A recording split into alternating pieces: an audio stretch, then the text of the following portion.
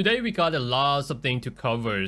We got 4 melon, 1 cute orange, and a freaking Kung Fu Pandas. 2.0 is about to be here. And I guess we could already sense the vibe of 2.0 is gonna be all revolving around the Chinese culture. But before we get into the meta talks, I guess it's a pretty good chance for us to talk about how to pronounce their names and the meaning behind them, cause I'm a Taiwanese. Anyway, just look at the shape of my mouth carefully and mimics it when you are trying to pronounce it. So the first characters, her name actually pronounced as Yixuan, Yixuan.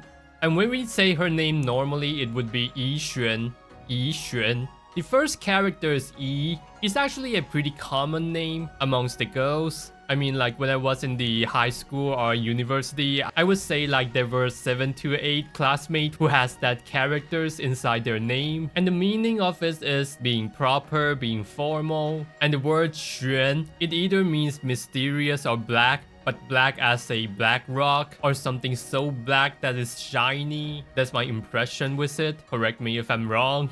Even though I'm the native, it's not a common word. And if you're playing Honkai Star Rail, it's the same name as the Fuxuan. And next is our tiger girls. Her name is pronounced as Jufufu, Jufufu. And if we say it quickly, it's gonna be Jufufu. The first characters, it literally means orange. It could be color, it could be the fruit. And Fu means fortunate, so it does sound like Lucky Lucy in English or Victoria Valentine. It's definitely not a real name that people are gonna use it in real life. So it does sound like Orange Lucky to us. And next is our Kung Fu Pandas. His name is pronounced as Pan In Hu. Pan In Hu. And if we say it normally, it's gonna be like Pan In Hu. So if you wonder if the word pan is it the same with the pan piano, it's exactly the same Chinese characters, except that this panda is not gonna wear bikinis and play a piano. In fact, it's also my mom's family name. And in Hu is kind of odd to me. It literally means attracting the bottles. So I guess his ability has something to do with the bottles or something like elixir. I guess we will see. So on the thumbnail title, I said you can't afford her. And what do I mean by that? Like, come on, she's a new class, Rupture. And what does a new class mean? There is no W engine for her, and so you kind of need to get her signature if that is not obvious enough. I actually think it's quite outrageous when they just came out with Trigger, who is so dependent on her signature. But luckily, I have Qingyi's W engine as a pretty good alternative to her. But having another characters that need her signature, like literally 2 patches after, is kind of questionable for me. And the other thing that concerned me is the team synergy, because we got the additional abilities. I don't realistically see anyone could fit into her team aside from the agents that is gonna be the same faction with her. And the only S rank option available is Jufufu. And that left Pandas as the only viable option for Yixuan. And whether Yixuan is gonna be free to play friendly or not, it really gonna depends on how strong is this panda. But I wouldn't expect much from that, because on the last patch,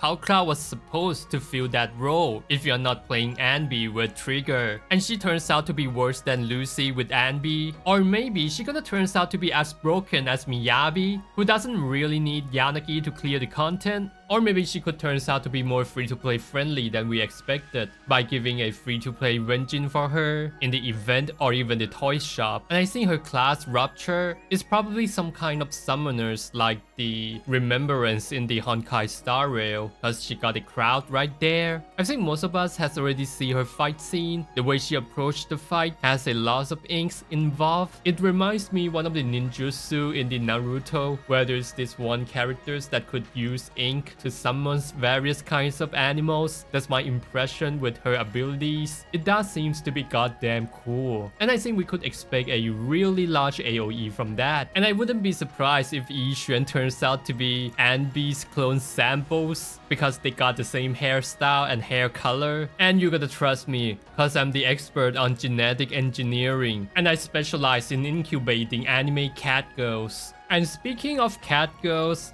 Instead of getting a cat ghost, we got something even more adorable, the tiger ghost. And it seems like she also got a companion that's gonna fight alongside with her. And she's also equipped with the melee weapon that looks like a tiger claw. And she's a stunner, but I guess a lot of people has issue with her element. I mean, like, we already got a lot of stunner that is fire attribute like Colada and the Lighter. Like, come on, she could be ice, she could be ether, and she could be physical. I mean, the physical is probably match her the most. I mean, like, what is more physical than a tiger with a tiger claw? It doesn't make a whole sense for me, to be honest. It's such a missed opportunity for me to not make her a physical. And I think the other problem that I have with Yixuan is that it seems like Jufufu is gonna be a really strong pair, or she could be the only pair that Yixuan actually has. And I think that's somehow imposing more FOMO element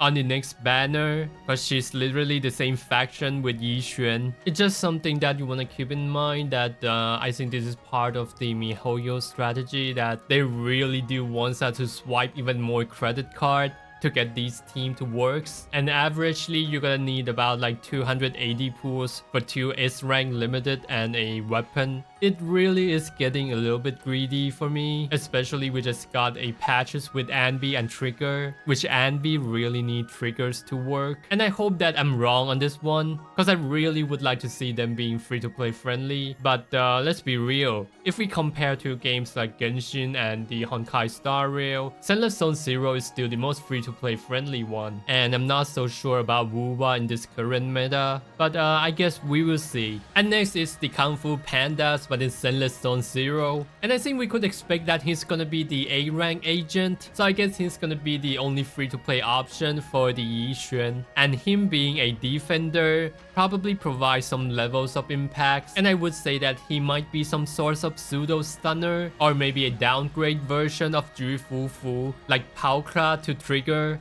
And I hope that the dynamics between Yixuan and Jufufu is not gonna be like the Soldier Zero Anby and the Triggers dynamics, where you're gonna put a dedicated support for your DPS. And if you watch my channel regularly, I would tell you to go for the favorite characters first, then you build a team around your favorite characters, cause what's the point of not playing your favorite characters in the game? So yeah, you don't really want to give too much respect on how they structure the meta and the banner for it to be more lucrative to them. And I believe that seeing through that would help you make a better pool decision. And I guess we're gonna see a lot of Kung Fu related animation. I've been growing up watching all the Kung Fu series and the Kung Fu novels. And yeah, I hope you like the videos. That's about it. And like and sub if you could. And see ya guys.